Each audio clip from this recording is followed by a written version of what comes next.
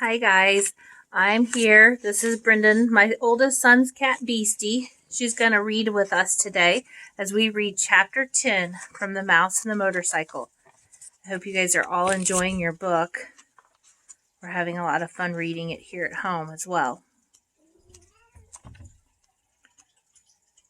Chapter 10, An Anxious Night. At first, Ralph's scheme worked.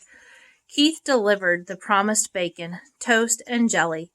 The mice ate sparingly and laid aside the leftovers against the day Keith must leave the hotel.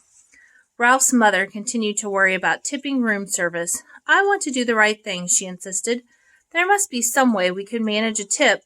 The mice dared not leave the nest to search for small coins that might have rolled under the beds and dressers. It was late in the afternoon when Ralph heard Keith and his parents returning to their rooms very quietly, so that his toenails did not make scrabbling sounds in the woodwork. He slipped to the knothole and peeped out in time to see Keith flop down on the bed. Do I have to go down to the dining room for dinner? Keith asked his mother and father. I'm not hungry. Uh-oh, thought Ralph. There goes dinner. I told you not to eat that whole bag of peanuts so close to dinner time, said his father. That's good, thought Ralph. At least there would be peanuts for dinner. You'll feel better after you get washed up for dinner, said Mrs. Gridley. Hurry along now. When his parents had gone into room 216, Ralph noticed that Keith seemed to drag himself off the bed. He walked to the wash basin, turned on the cold water, moistened his fingers, and wiped them over his face. Then he turned off the water and gave the middle of his face a swipe with the towel, which he returned to the towel rack in such a way that it immediately fell to the floor. Keith did not pick it up, but there was nothing unusual about this. Boys rarely picked up their towels. What was unusual was that Keith returned to the bed, where he sat down and stared at the wall. He did not play with his cars, nor did he eat the rest of his peanuts. He just sat there. Ralph stuck his head out of the door knothole. Anything wrong? He asked. Oh, hi, answered Keith listlessly. I feel sort of awful. Say, that's too bad. Ralph ventured a little farther out the knothole. I know what you mean. Thinking about the motorcycle makes me feel awful, too. It's not that kind of awful, said Keith. I feel awful in a different way, sort of like in my insides. Think you'll make it to dinner? Asked Ralph. Oh, I guess so. There was no enthusiasm in Keith's voice. Anything I can bring you? Whatever is handy, said Ralph, who hesitated to place an order when he could see Keith did not feel like going to dinner at all. We are sort of depending on you. The housekeeper found all those sheets I had to chew through to get out of the hamper, and I understood she got pretty excited about mice. We're lying low until the whole thing blows over. A smile flickered across Keith's face. Don't worry, I won't let you down. I saved you some peanuts.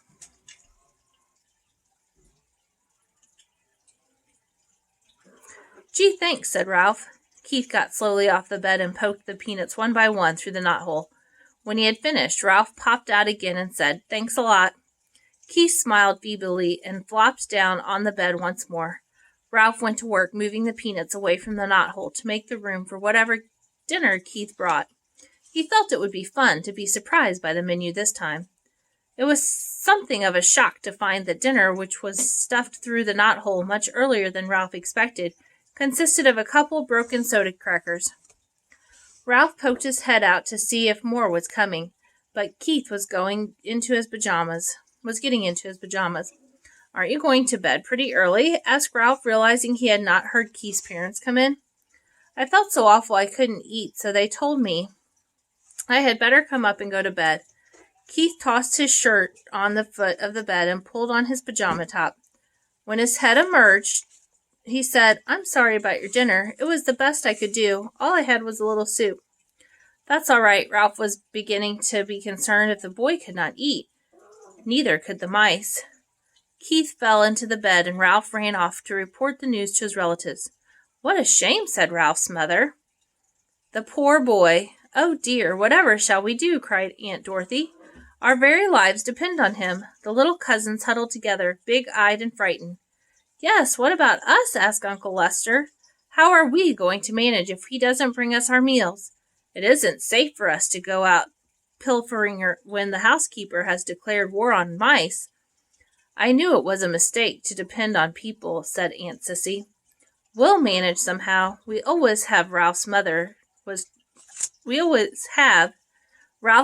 trying to be brave, but Ralph could see how worried she was. After all, he did bring us a supply of peanuts. We should be grateful for that. He didn't bring many peanuts. Uncle Lester did sound the least bit grateful. The greedy fellow is probably ill from stuffing himself with nuts. He should have saved for us. Serves him right. Now, Lester, fussed Ralph's mother. The boy had a right to eat his own peanuts, but I do wish he hadn't been quite so hungry.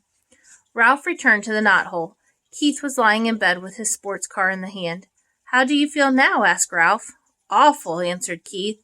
Before Ralph could reply, footsteps in the hall warned him that Keith's parents were coming. He drew back inside the knothole, where he could observe without being seen. Mrs. Gridley paused by her son's bed and laid her hand on his forehead. He does feel a little warm, she remarked. He'll probably be all right in the morning, said Mr. Gridley. He just hiked too far in the sun this afternoon. I hope so, the boy's mother sounded less certain. Mr. Gridley filled a glass in the wash basin and brought it to Keith. Here, son, drink this. When Keith had drunk the water, he fell back on the pillow and closed his eyes. His parents went quietly into room 216. When it was good and dark, Ralph ventured through the knothole. He could hear Keith's breathing deeply, and he knew that he was asleep.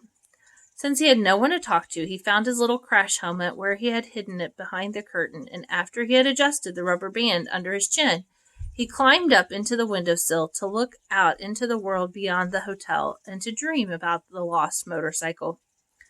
From his perch on the windowsill, Ralph saw that the parking lot had more cars than usual.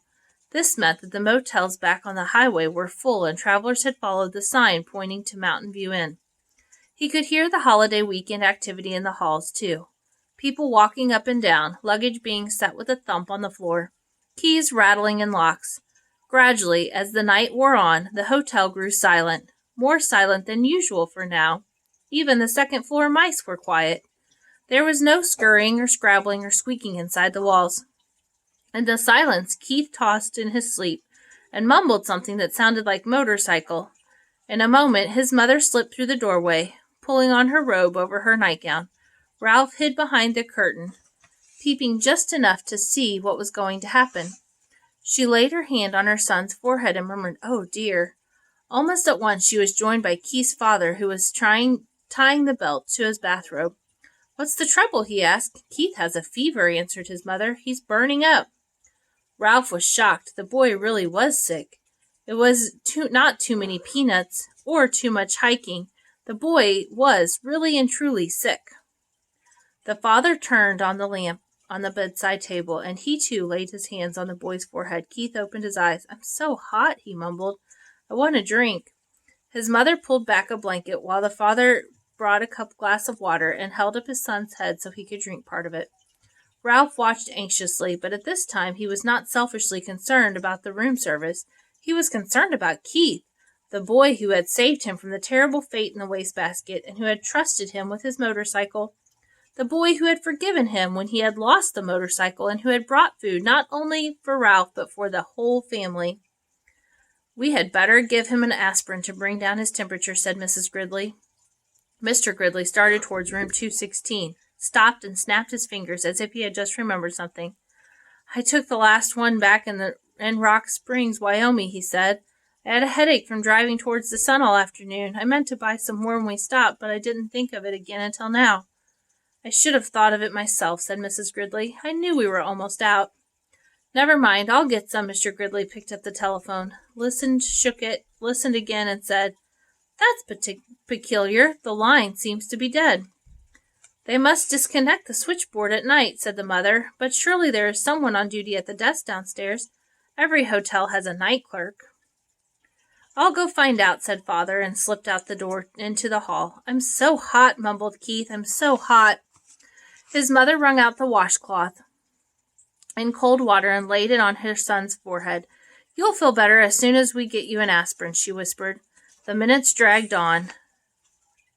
"What's keeping him?" thought Ralph. "Why doesn't he hurry?" The old hotel snapped and creaked. Keith rolled and tossed, trying to find a cool spot on the pillow, and his mother wrung out the washcloth with more cool water. "When's Dad coming?" Keith asked, his eyes bright and his cheeks flushed. "In a minute," soothed his mother. "He'll be here in a minute." "I wish he would hurry," thought Ralph. Still the minutes dragged on. Finally footsteps were headed in the hall, and Mr. Gridley returned to room 215. "He's here with the aspirin," whispered Mrs. Gridley to Keith. "At last," thought Ralph. "I thought he would never come."